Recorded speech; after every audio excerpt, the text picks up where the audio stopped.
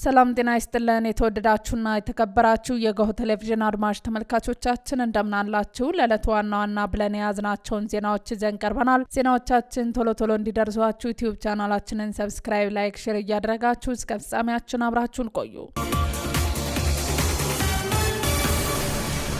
ዳግም ጦርነት እንዳይኖር የትግራይ ህዝብ ድምጹን ማሰማት እንዳለበት ፓርቲዎች ገለጹ። በህዝባዊ ወያኔ ሓርነት ትግራይና በጊዜው አስተዳደሩ መካከል የተፈጠረውን አለመግባባት ወደ ጦርነት እንዳያመራ ህዝቡ መቃወም እንዳለበት በክልሉ የሚንቀሳቀሱ የፖለቲካ ፓርቲዎች ተናግረዋል። የሳልሳይ ወያኔ ሓርነት ትግራይ ፓርቲ ህዝብ ግንኙነት ኃላፊ አቶ አብርሃ ጽብሃ ህዝባዊ ወያኔ ሓርነት ትግራይ በአሁኑ ወቅት ራሱን መዋቅራዊ አስተዳደር ለመመለስ እንቅስቃሴ እያደረገ መሆኑን ተናግረዋል። ከዚህ በተጨማሪም ከፌዴራሉ መንግስት ጋር የተስማማውን የፕሪቶሪያውን ስምምነት የሚያፈርስ በመሆኑ ህዝቡ የጦርነቱ ሰለባ እንዳይሆን ራሱን መጠበቅ አለበትም ብለዋል። የፌዴራሉ መንግስት ለክልሉ ህዝብ የሚሰጠውን ትኩረት ቸል መባል የለበትም ያሉት ደግሞ የትንሳኤ ስርዓተ ቃንጫ ፓርቲ ተቀዳሚ ሊቀመንበር አቶ ደጋፌ ጎደፌ ናቸው። ካለፈው የሰሜኑ ጦርነት በመማር የትኛውንም የኃይል አማራጭ እንቅስቃሴዎች አጥብቆ ማወገዝ ከህዝቡ የሚጠበቅ ነው ሲሉም አስታውቀዋል። የስምረት ፓርቲ ጽህፈት ቤት የሚዲያና ኮሚኒኬሽን ባለሙያ ሀለፎም ረአ በበኩላቸው ህዝቡ የጦርነት ፈላጊ የሆኑ ኃይሎችን አሳልፈው በመስጠት እንዲተባበር ጠይቀው በሌላ በኩል ደግሞ ህጋዊ በሆነ መንግስት ለመመራት ያለውን ፍላጎት ማሳየት አለበት ሲሉም ጥሪ አቅርበዋል። የትግራይ ህዝብ ጉዳይ የፌዴራል መንግስቱም የሚመለከተው በመሆኑ እንደ ሌሎች ክልሎች በፖለቲካና ኢኮኖሚያዊ ጉዳዮች እኩል ተጠቃሚ እንዲሆን በቅድሚያ ሰላም ማስፈን ይጠበቃል ሲሉ በክልሉ የሚንቀሳቀሱ ፓርቲዎች ተናግረዋል። 100 ቢሊዮን ብር መዘረፉ ከተጋለጠ በኋላ ሚዲያዎች በፓርላማ እንዳይዘገቡ ተከለከለ። ሪፖርተር ጋዜጣ በትናንት እትሙ ባሰለጠናትና አርቲስቶች 98 ቢሊዮን ብር መዝረፋቸው መዘገቡ መነጋገሪያ ሆኖ ውሏል። 98 ቢሊዮን ብር ማለት የኢትዮጵያ ዓመታዊ በጀት 5% እንደማለት ነው ተብሏል። ይህ መረጃ መጋለጡን ተከትሎ ሚዲያዎች ላይ ክልከላ ተጥሏል። የህዝብ ተወካዮች ምክር ቤት ዛሬ የገንዘብ ሚኒስቴር በሚያቀርበው የ9 ወራት የስራ አፈጻጸም ሪፖርት ግምገማ ላይ መንግስታዊ ያልሆኑ የግል መገናኛ ብዙሃን ተገኝተው እንዳይዘግቡ ከልክሏል። የግል መገናኛ ብዙሃን ጋዜጠኞች የመግቢያ በር ላይ መግባት አትችሉም ተብለው ሲከለከሉ እንደ ብሔራዊ ቴሌቪዥን ጣቢያና ኦቢኤን ያሉት ግን ተፈቅዶላቸው መግባታቸውን የአዲስ ማለዳ ሪፖርተር ተመልክቷል። ይህ ውሳኔ የቋሚ ኮሚቴ ውሳኔ ስለመሆኑም ለጋዜጠኞች ተነግሯቸዋል። በተመሳሳይ ዛሬ ከሰዓት ይካሄዳል ተብሎ የሚጠበቀው የጤና ሚኒስቴር የ9 ወራት እቅድ አፈጻጸም ግምገማ ለግል ሚዲያዎች ክፍት ይደረጋል ወይም እንደ ገንዘብ ሚኒስቴር ክልከላ ይጣልበታል በሚል በስፍራው ከነበሩ ዘጋቢዎች በኩል ለምክር ቤቱ ጥያቄ ቢቀርብም እናሳውቃለን የሚል ምላሽ ከማግኘት ባለፈ ይሁንታ አልተገኘም። መንግስት በነዳጅ መኪናዎች ላይ የጣለውን እገዳ ሊያነሳ መሆኑ ተሰምቷል። ኢትዮጵያ የዓለም ንግድ ድርጅትን ለመቀላቀል ስትል በነዳጅ መኪናዎች ላይ የጣለችውን እገዳ ልታነሳ መሆኑ ተገልጿል። የኢትዮጵያ መንግስት የዓለም ንግድ ድርጅቶችን ለመቀላቀል እያደረገ ያለውን ጥረት ተከትሎ በነዳጅ የሚሰሩ አውቶቡሶችና ባለሶስት እግር ተሽከርካሪዎች ላይ ጥሎት የነበረውን የገቢ እግድ ለማንሳት ማቀዱ ተገልጿል። የንግድ ሚኒስተር ዶክተር ካሳሁን የድርጅቱን የስራ ቡድን ባነጋገሩበት ወቅት እንዳስታወቁት ከዚህ ቀደም በያዳ ልብሶች ላይ ተጥሎ የነበረውን እገዳ በጉምሩክ ቀረጥ እንድተካ እንደተደረገው ሁሉ በነዳጅ መኪናዎች ላይ የተጣለውን እገዳ በተመሳሳይ መልኩ ይነሳልም ተብሏል። የንግድ ድርጅቶች ህግ ሀገራት የንግድ እገዳ እንድትጥሉ ስለማይፈቅድ ኢትዮጵያ ባለም ሆነ የነዳጅ መኪናዎችን ወደ ሀገር ማስገባት የግድ መፍቀድም ይኖርባታል። ይሁን እንጂ በንግድ ሚኒስቴር ዓለም አቀፍ የንግድ ተደራዳሪ የሆኑት አቶ ታደሰ ሙሉጌታ እንዳብራሩት እገዳው ተነሳ ማለት የነዳጅ መኪናዎች እንደ ቀድሞው በነጻነት ይገባሉ ማለት አይደሉም ነው ያሉት። ኢትዮጵያ የዓለም አቀፍ ንግድ ድርጅትን ለመቀላቀል ላለፉት 23 ዓመታት ጥረት ስታደርግ የቆየች መሆኑንም አንስተዋል።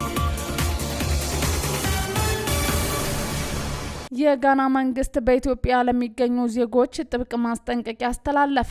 የጋና የውጭ ጉዳይ ሚኒስቴር አርብ ዕለት ባወጣው መግለጫ በኢትዮጵያ ውስጥ ከቪዛ ፍቃድ በላይ መቆየት ከባድ ህጋዊ መዘዝ እንዳለው ለዜጎቹ አሳስበዋል። ሚኒስተሩ አዲሱን የኢትዮጵያ ኢሚግሬሽን ደንብ ዋቢ በማድረግ እንደገለጸው ከቪዛ ፍቃድ በላይ መቆየት ለከፍተኛ የገንዘብ ቅጣት ይዳርጋል። ይህም እስከ $5,000 ወይም 765,000 ብር የሚደርስ የገንዘብ ቅጣትና በየዕለቱ የሚታሰብ ተጨማሪ ክፍያዎችን እንደሚያ እንደሚያካትት አስታውቋል። ከዚህ በተጨማሪም የተጣለባቸው ቅጣት መክፈል ባለመቻሉ ግለሰቦች ላይ የኢትዮጵያ ኢሚግሬሽንና ዜግነት አገልግሎት የህግ ተላላፊዎች ንብረት የመውረስና የመሸጥ ስልጣን እንዳለው ሚኒስተሩ በዚህ የጥንቃቄ መግለጫው ገልጸዋል። የኢትዮጵያ አየር መንገድ የ2026 የአፍሪካ ምርጥ አየር መንገድ በመባል ተሸላሚ ሆነ። የኢትዮጵያ አየር መንገድ በኤፔክስ የመንገደኞች ምርጫ የ2026 የአፍሪካ ምርጥ አየር መንገድ በመባል ሽልማት ተበርክቶለታል። ሽልማቱ አየር መንገድ የተሳለጠ ምቹና አስተማማኝ አገልግሎት ለደንበኞቹ ለማቅረብ ያለውን ያልተቋረጠ ትጋት የሚያሳይ ሲሆን በአቪዬሽን አገልግሎት ዘርፍ ያለውን መሪነት ይበልጥ እንደሚያጠናክር ነው የተገለጸው። የአየር መንገዱ ዋና ስራ አስፈጻሚ መስፍን ጣሰው ሽልማቱን በተቀበሉ በት ወቅት እንደተናገሩት እውቅናው የአየር መንገዱ ሰራተኞችና አመራሮች ትጋት ውጤት ነው ብለዋል። ሽልማቱ በደንበኞች ምርጫ መሰረት የተሰጠ መሆኑ ልዩ እንደሚያደርገው ገልጸው የአገልግሎት ደረጃችንን እናሳድገና በደንበኞቻችን የተጣለብንን እምነት እንድንጠብቅ የሚያነሳሳ ነው ብለዋል። ቦትስዋና በደቡብ አፍሪካ ላይ ጠንካራ እርምጃዎች መውሰዷ ተሰማ። የቦትስዋናው ፕሬዝዳንት ዱማ ቦኮ በደቡብ አፍሪካ በሚኖሩ የቦትስዋና ዜጎች ላይ እየደረሰ ነው ያሉትን የጥላቻና የክፋት ጥቃት በመቃወም ሀገራቸው የአስቸኳይ ጊዜ አዋጅ ማወጇን ገልጸዋል። ፕሬዝዳንቱ ያስተላለፏቸው ዋና ዋና ውሳኔዎች የቦትስዋና መንግስት ከደቡብ አፍሪካ ጋር የሚያገናኙትን ድንበሮች በአፋጣኝ እንዲዘጉ አዟል። ወደ ተለያዩ የደቡብ አፍሪካ ግዛቶች ላክ የነበረው የኤሌክትሪክ ኃይል እንዲቋረጥ ተወስኗል። ይህ እርምጃ ቀድሞውኑ በኃይል እጥረት ለምትታመሰው ደቡብ አፍሪካ ከባድ ድንጋጤ ፈጥሯል። በደቡብ አፍሪካ የሚገኙ የቦትስዋና ዜጎች በሙሉ በአፋጣኝ ወደ ሀገራቸው እንዲመለሱ ጥሪ ቀርቧል። ፕሬዚዳንት ዱማ ቦኮ በንግግራቸው ወቅት ደቡብ አፍሪካ ከአፓርታይድ ስርዓት ጋር ስትታገል ቦትስዋና ያደረገችላትን ታሪካዊ ውለት አስታውሰዋል። እኛ ጭቆናን እንድታሸነፍ ረድተናል፣ ዛሬ ግን ልጆቻችን በእናንተ ምድር ላይ እየተዋረዱ ነው ሲሉ ቁጣቸውን ገልጸዋል። ይህ ውሳኔ በሁለቱ ጎረቤት ሀገራት መካከል ያለውን ግንኙነት ወደ ከፋ ደረጃ ሊያሸጋግረው እንደሚችል ተገዝቷል። ይህ ውሳኔ በሁለቱ ሀገራት መካከል ያለውን ግንኙነት ወደ ከፋ ደረጃ ሊያሸጋግረው እንደሚችል ተሰግቷል። ትራምፕ ከኢራን ጦርነት መጠናቀቅ በኋላ ቀጣዩ ተረኛ ኩባ ናት ሲሉ አስታወቁ። አዳሮን ለመገናኛ ብዙሃን መግለጫ እየሰጠው ትራምፕ የኢራን ጦርነት ተጠናቋል ካሉ በኋላ የጦር ጀት ተሸካሚ መርከቦቻቸውን ወደ ኩባ እየተጓዙ ነው ተብሏል። እናም ኩባን በአጭር ጊዜ ውስጥ እንቆጣጠራታለን ሲሉ ዝተዋል። ኩባ ችግር ያለባት ሀገር ናት፣ ስለዚህ ቶሎ እንጨርሳታለን። እኔ ነገሮችን መጨረስ እወዳለሁ በማለት የኩባ ጉዳይ ቶሎ እንደሚጠናቀቅ አስታውቀዋል። ትራምፕ ኩባን ለማንበርከክ ከዓለም ግዙፍ የጦር ጀት ተሸካሚ መርከብ አብርሃም ሊንከን እንደሚሰማራ ገልጿል። ውድ አድማጭ ተመልካቾቻችን የዛሬ ዜናዎቻችን እነዚህን ይመስሉ ነበር። አብራችሁን ስለነበራችሁ ከልብ እናመሰግናለን። መልካም ቀን።